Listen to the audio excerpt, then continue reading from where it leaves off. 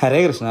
എല്ലാവർക്കും ജീവിതത്തിൽ ഭഗവാനാവാൻ അല്ലെങ്കിൽ ഭഗവാന്റെ സ്വഭാവം ആർജിക്കാൻ സാധിക്കും. അതെപ്രകാരമാണെന്ന് ചോദിച്ചാൽ, ഒരു മനുഷ്യൻ്റെ ജീവിതത്തിൽ പരിവർത്തനം വരുത്താൻ സാധിക്കുമ്പോഴാണ് ഒരു വ്യക്തി ഭഗവാനായി മാറുന്നത്. ഭഗവാൻ ഗീതയിൽ പറയുന്നു, ഞാനും നീയും ഒന്നു തന്നെയാണ്, പക്ഷേ എനിക്കുള്ള വ്യത്യാസം എന്തെന്ന് വെച്ചാൽ ഞാൻ പരമാത്മാവിൻ്റെ ഭാഗമാണ് എന്നുള്ള തിരിച്ചറിവ് എനിക്കുണ്ട്. ശ്രമിച്ചാൽ നിനക്കും ആ തിരിച്ചറിവ് ഉണ്ടാവും അർജുന എന്ന് പറഞ്ഞു കൊടുക്കുന്നുണ്ട്.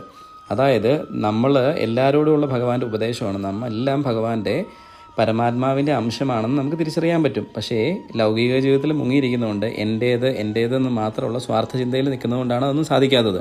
പകരം നാം ഉണ്ടാക്കുന്ന ഭക്ഷണമായിക്കോട്ടെ, നാം ഉണ്ടാക്കുന്ന പൈസ ആയിക്കോട്ടെ, ഇതെല്ലാം മറ്റുള്ളവർക്ക് കൊടുക്കാനും ഷെയർ ചെയ്യാനും നമ്മൾ ശ്രമിച്ചാൽ നമുക്ക് പതിയെ നമുക്കൊരു ദൈവിക ചൈതന്യം, ദൈവിക ഗുണം നമ്മുടെ ജീവിതത്തിൽ നമ്മളിൽ വന്നു ചേരും. അപ്പോൾ അത്തരത്തിലാവണമെങ്കിൽ മറ്റുള്ള സഹജീവികളെ സ്നേഹിക്കാനും അവരെ സഹായിക്കാനും പഠിക്കുക. ഹരേ കൃഷ്ണ.